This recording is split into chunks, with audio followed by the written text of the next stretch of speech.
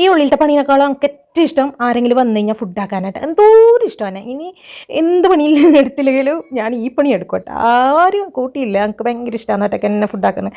അപ്പോൾ ഞാൻ ഇന്ന് ബിരിയാണി വെക്കട്ടെ. അപ്പോൾ ബിരിയാണി വെക്കുന്ന കാണിച്ചേരിയും ചെയ്യാം. ഞാൻ ഉള്ളി വഴറ്റിയിട്ട് എടുത്തിട്ടുണ്ട് കേട്ടോ. ദം ബിരിയാണി വെക്കുന്നുണ്ട്. ഫസ്റ്റ് ഉള്ളിനെ നല്ല പാങ്ങിൽ പൊരിച്ചിട്ട് എടുക്കുന്നുണ്ട്. ഇനി അതിലേക്ക് തന്നെ കുറച്ച് ഉള്ളിയും കൂടി ഇട്ടിട്ട് നല്ല പാങ്ങിൽ അതിൽ വാട്ടിയിട്ട് എടുക്കുന്നുണ്ട്. അതിലേക്ക് തന്നെ ഇഞ്ചി വെളുത്തുള്ളി പച്ചമുളകിൻ്റെ പേസ്റ്റും കൂടി ഇട്ടിട്ട് നല്ല പാങ്ങിൽ മിക്സ് ആക്കിയിട്ട് എടുക്കാം. ഇനിയിപ്പോൾ അതിലേക്ക് തക്കാളിയും കൂടി ഇടാം.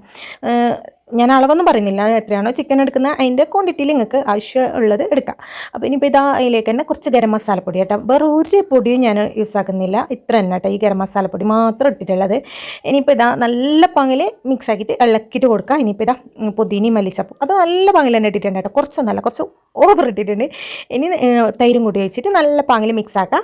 കുറച്ച് ഉപ്പ് ഇടണം കേട്ടോ, അതിന് അതവിടെ പൊത്തിയിട്ട് വെച്ചാൽ മാത്രം മതി. ഇനി നമ്മൾ അതിൻ്റെ അടുത്തേക്ക് പോകണമെന്നേ ഇല്ല, അതവിടെ നിന്ന് മെല്ലെ മെല്ലെ ആയിക്കോളും. അപ്പോൾ അതിലേക്ക് വേണ്ട ചോറ് വെക്കാം കേട്ടോ. അതിനായിട്ട് ഞാൻ നെയ്യ് ഒഴിച്ചിട്ടുണ്ട്. നെയ്യിലേക്ക് തന്നെ ക്യാരറ്റും ഉള്ളിയും പൊരിച്ചിട്ട് മൂപ്പിച്ചിട്ട് എടുക്കുന്നുണ്ട് കേട്ടോ, പൊരിക്കുന്നില്ല, പൊരിച്ചതൊന്നും ഇടുന്നില്ല കേട്ടോ.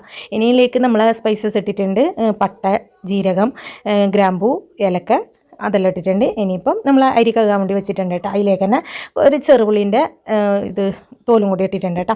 ഇനി വെള്ളം തിളക്കുമ്പം നമ്മൾ അരി കൂടി ഇടാം. കുറച്ച് ഓയിൽ ഒഴിച്ചോട്ടാ. അപ്പം ചോറ് പറ്റുന്നില്ല, അത് പറ്റിയില്ല, ചെറുനാരങ്ങയും പിഞ്ഞതിലും പറ്റിയില്ല കേട്ടോ.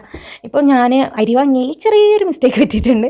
അപ്പം അതിൻ്റെ ഒരു ചോറിനൊരു വ്യത്യാസമുണ്ട് കേട്ടോ. ഇനിയിപ്പോൾ നമ്മൾ മസാലയിലേക്ക് തന്നെ ചോറും കൂടി ഇട്ടിട്ട് ഇനി അതിൻ്റെ മുകളിലേക്ക് കുറച്ച് ഗരം മസാലപ്പൊടിയും പിന്നെ കുറച്ച് മല്ലിച്ചപ്പും പിന്നെ കുറച്ച് ക്യാരറ്റിൻ്റെ കുറച്ച് ചെറുത്ത് പൊടിയായിട്ട് എരിഞ്ഞാൽ കുറച്ചും കൂടി ഇട്ടിട്ടുണ്ട്. വേറെ ഒന്നും ഇട്ടിട്ട് കേട്ടോ, അത്ര തന്നെ.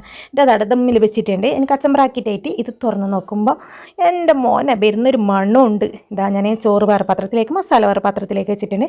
ഇനിയിപ്പോൾ നമ്മൾ ഓരോ പ്ലേറ്റ് എല്ലാവരും എടുത്തിട്ട് വിളമ്പിട്ട് ബേക്കുന്നുണ്ട് കേട്ടോ. എല്ലാവർക്കും എല്ലാം ഇഷ്ടപ്പെട്ടു, നല്ല ടേസ്റ്റ് ഉണ്ടായിരുന്നു കേട്ടോ. അപ്പം ഞാൻ മിക്സ് ആക്കിയിട്ട് ബേക്കുന്നുണ്ട്. അപ്പം നെക്സ്റ്റ് എഡിറ്റ് വരുന്നവരെ ഓക്കെ, ബൈ.